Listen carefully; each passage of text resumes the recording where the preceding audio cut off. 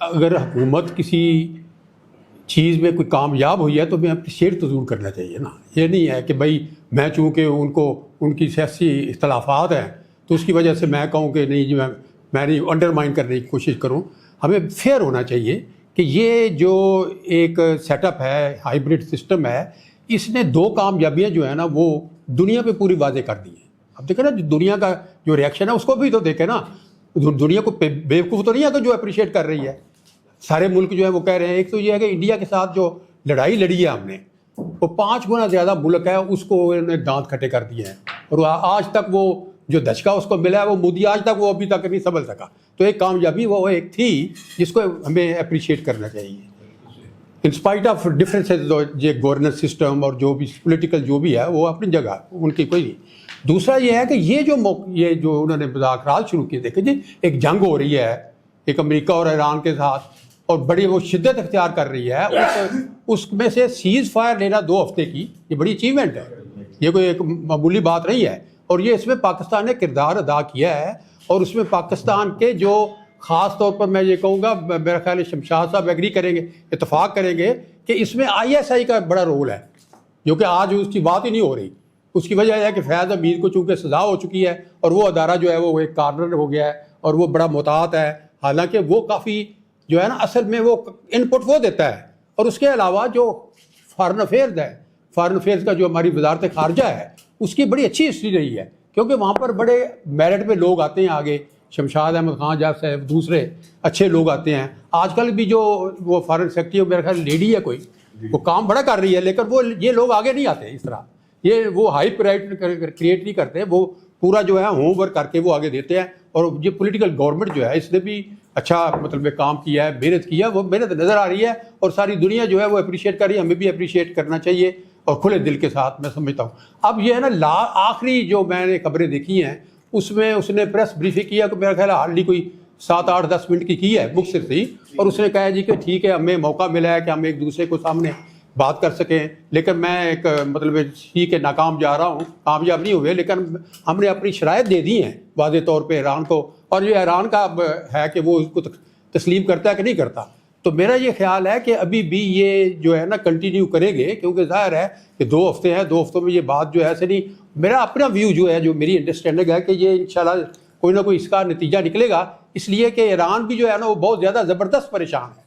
देखिए जी इतना मुल्क ही तबाह हो गया है कि वो अभी 25-23 साल और काम करे तो वो काम नहीं कर सकता। इस तरह जो ट्रंप को जो शिकस्त हुई है वो अमेरिका की तारीख में ये कभी इतनी नहीं हुई कि वो तनहा हो गया, नेटो को बुला रहा है वो नहीं आ रहे, यूरोपीय यूनियन को बुला रहा है वो नहीं आ रहे, घर के अंदर फौज ने बगावत कर दी है और आर्मी चीफ को निकाला है उन्होंने, और एयरफोर्स और बहरिया के 12 सीनियर अफसर हैं उनको निकाला है। कितनी रजिस्टर्स है, मीडिया उसके खिलाफ है, अदलिया जो है वो अमेरिका की वो उसके खिलाफ है।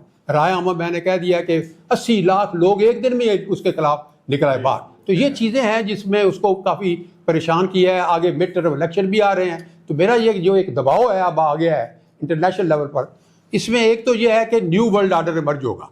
ये लड़ाई हुई है, इसके असरात जो होंगे जो देख रहा हूँ मैं कि न्यू वर्ल्ड ऑर्डर होगा।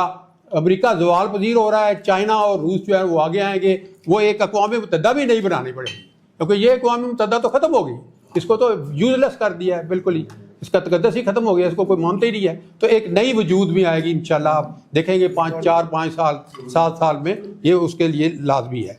अब मशरिक़ वुस्ता की जो सिक्योरिटी थी, जो गारंटर था अमेरिका, वो एक्सपोज हो गया, वो तो नहीं कर सकता, तो उनको भी अपना जो है वो चेंज करना, उसमें भी पाकिस्तान का रोल जो है, क्योंकि आपको पता है कि सऊदी अरब और पाकिस्तान ने जो डिफेंस पैक्ट किया हुआ है, दूसरे मुल्क भी कह रहे हैं कि वो, तो एक अपॉर्चुनिटीज़ हैं।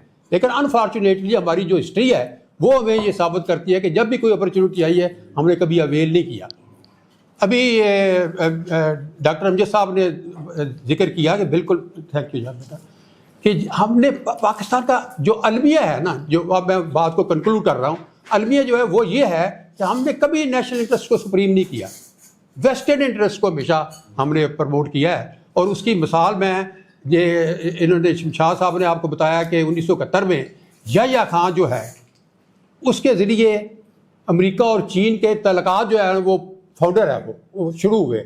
उसके ऊपर जो हेनरी किसिंजर है उसने किताब लिखी वाइट हाउस ईयर, उसमें इस वाक़े का शमशाद साहब जिक्र करता है। वो कहता है देखें जी ये कितनी ऑनरेबल नेशन है पाकिस्तान कि इन्होंने इतना बड़ा काम करा दिया कि अमेरिका चीन के तल्लुकात कायम कर दिए लेकिन उनको मांगा ही नहीं। मकसद ये है कि नेशनल इंटरेस्ट को नहीं देखा, कोई ऐसा उससे काम लेते उसे कहते हैं भाई हमें ये ट्रेन की है ना वो डबल ट्रैक हमें चाहिए, काफ़ी साल हो गए हैं प्रॉब्लम है ट्रैवल करने की, ये कर दो तो वो कर देता। लेकिन ये कहते नहीं है, ये कहते हैं हमारे बेटे को दाखिल करा दो यूनिवर्सिटी ऑक्सफोर्ड में करा दो, फलां में कर दो, जॉब दे दो, वो कर दो, ये करते हैं। अब ये दूसरा वाक़या जो है ना 9/11 का, वो मैं आपको बताता हूँ, वो भी रिकॉर्डेड, ये रिकॉर्डेड बातें हैं। देखो ना हेनरी किसिंजर का रेफरेंस आपको दे रहा हूँ।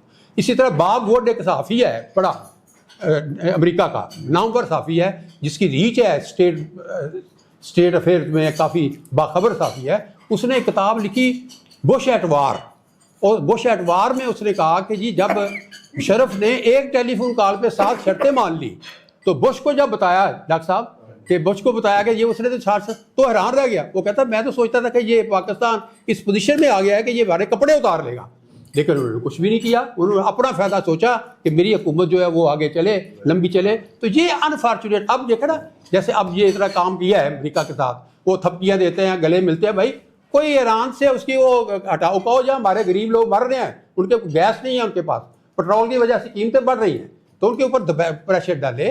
मैं समझता हूँ कि अगर ये सीरियसली डालें तो ईरान के वो जो पाबंदी है वो ख़त्म करा सकते हैं और हमें वो गैस जो है वो मिल सकती है। और देखें ना कितने बदकिस्मत लोग हैं कि 15-20 साल हो गए हैं कि वो वायदा किया है और उसने ईरान ने अमल करके बॉर्डर तक ले आया है पाइपलाइन, लेकिन आगे कोई नहीं चलता। तो ये मैं गुजारिशात कुछ ये करना चाहता था। तो अब मैं एक पॉजिटिव बात भी बताता हूँ जो मैं कहता हूँ नेशनल इंटरेस्ट।